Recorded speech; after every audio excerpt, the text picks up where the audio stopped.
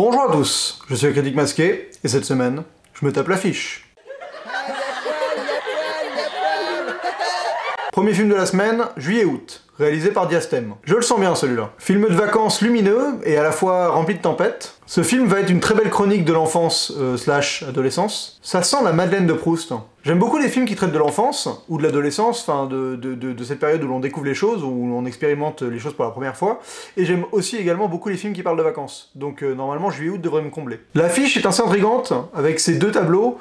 Le mois de juillet, ensoleillé, presque idyllique, dont on reconnaît pas loin la Méditerranée, sans me tromper, et le mois d'août, qui a l'air d'être pluvieux, sombre, déprimant, qui ressemble beaucoup plus à la Bretagne. Donc j'imagine que le film va jouer sur une opposition entre deux lieux, entre deux périodes, deux climats, deux manières de voir la vie peut-être. Enfin voilà, je pense que cet été va être rempli de haut et de bas, quoi. J'avais beaucoup aimé Un Français, le dernier film de Diastème, surtout dans sa forme, beaucoup moins sur le fond. Je trouve que ça traitait pas forcément bien le sujet que ça voulait traiter, mais par contre au niveau de l'esthétique, c'était vraiment hyper intéressant. Et là je suis content que Diastème s'attaque à un sujet aussi léger que les vacances et l'adolescence, parce que ça va lui permettre d'avoir un fond en soi neutre, enfin sans grands enjeux idéologiques, là où Un Français traitait du racisme, du FN, bon voilà, il y avait beaucoup de choses, c'était compliqué d'avoir un point de vue sans se perdre et sans avoir... le problème du film, c'est qu'il était très manichéen à l'époque, mais celui-là, voilà, ça permet d'avoir un sujet assez simple qui va nous permettre de le voir que par sa forme. Et je pense que grâce au style cinématographique de Diastème, on va avoir un très très joli film de vacances. Quelque chose d'assez aérien, extrêmement mobile, avec je pense, des très jolis moments. Donc j'ai vraiment envie d'aller voir ce film, parce que j'espère que, qu'il sera à la hauteur de mes attentes. J'aimerais bien que ce film me fasse du bien. Florence Foster Jenkins. Ah, qu'est-ce que je la trouve horrible cette affiche. Donc voilà, on met les deux comédiens qui sont des têtes d'affiche. Hugh Grant est peut-être toujours une tête d'affiche, je ne sais pas. En tout cas, Meryl Streep en est clairement une. Donc on les met devant, dans les costumes des années 40, et on leur met un gros flash dans la gueule pour qu'ils brillent bien.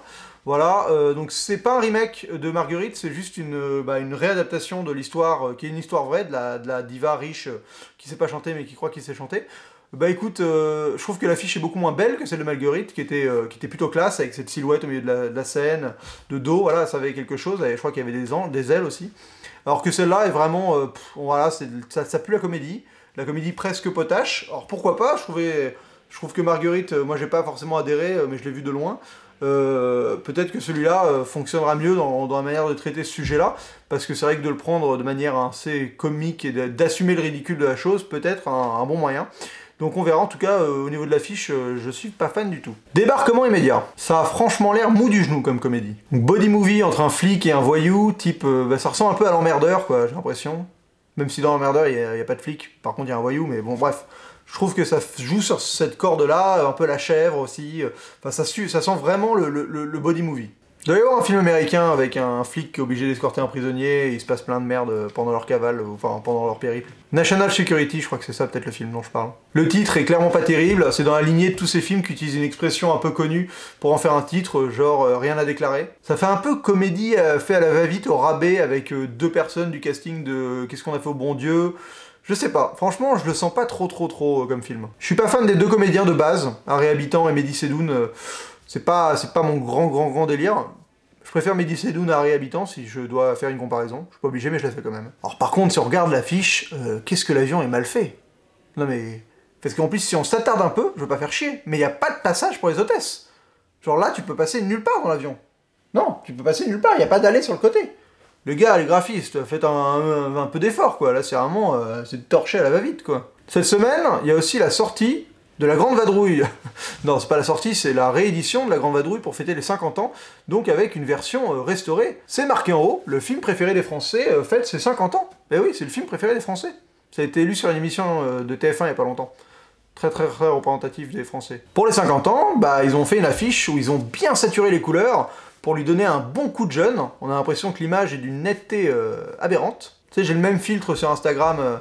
Il y a saturation, et il y en a un autre, je crois que c'est structure. Quand tu mets de la structure, ça ressemble à... Et netteté aussi, tu vois, tu sens qu'ils ont bien lifté le délire. Donc l'affiche brille. Ça reprend le passage iconique du film, où De Funès est sur les épaules de Bourvil, habillé en soldat allemand. Et on entoure les personnages de différents éléments du film, comme Paris, le parachutiste, l'hôtel de province, les avions, le planeur, enfin voilà.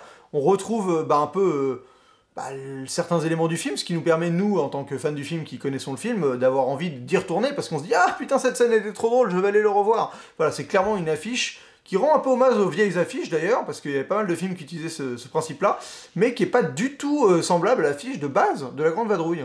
Ouais, parce que l'affiche de base de La Grande Vadrouille, c'est celle-là, et faut avouer qu'elle a rien à voir avec l'autre. Là, déjà noir et blanc, couleur, alors certes, il y a les deux comédiens, mais bon, ils ont pas la même tenue, ils sont dans un côté cavale, alors ils ont une expression plutôt joviale, ce qui nous permet de nous dire qu'on est peut-être dans une comédie, mais ça pourrait presque être l'affiche d'un thriller, enfin je pousse un peu, mais pas loin.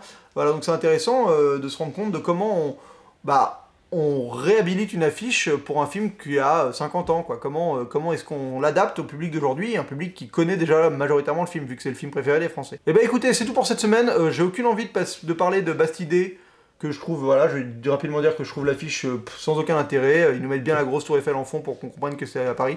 Je comprends pas ce que ce film vient foutre là, qui a eu l'idée de faire ce putain de film, aucune idée, mais bon, espérons que ça se plante. Et enfin non, j'aime bien Idriss Elba, donc espérons pas, mais je comprends pas le principe. Et L'Âge de glace 4, je crois, ouais ça, c'est 4, où franchement, mais qu'est-ce qu'ils sont allés... Non, c'est le 5, oh là là, ouais c'est le 5. Enfin, ils mettent même plus les numéros, tellement ça a plus de sens. Donc celui-là, c'est genre un rapport où il y a l'espace dans le tas. Il y a des comètes, il y a Squeak, je sais plus comment il s'appelle, la souris là, en astronaute avec le gland sur le truc. Enfin franchement, cette série est en train de dégringoler. Je sais pas si elle a jamais été très haute, mais en tout cas elle est en train de dégringoler dans le... Je sais pas, dans le pathétique là, avec leurs idées de merde. Enfin honnêtement, ils sont en train d'user la corde qui a déjà été coupée à belle lurette, ils sont en train de racler dans le vide quoi. Non honnêtement, faudrait qu'ils arrêtent et qu'ils passent à autre chose, Sony là. Je crois que c'est Sony qui fait ça. Enfin je sais plus c'est qui le studio, mais en tout cas, passez à autre chose s'il vous plaît. Et voilà, c'est tout pour cette semaine, et on se retrouve la semaine prochaine. Et d'ici là, bonne toile.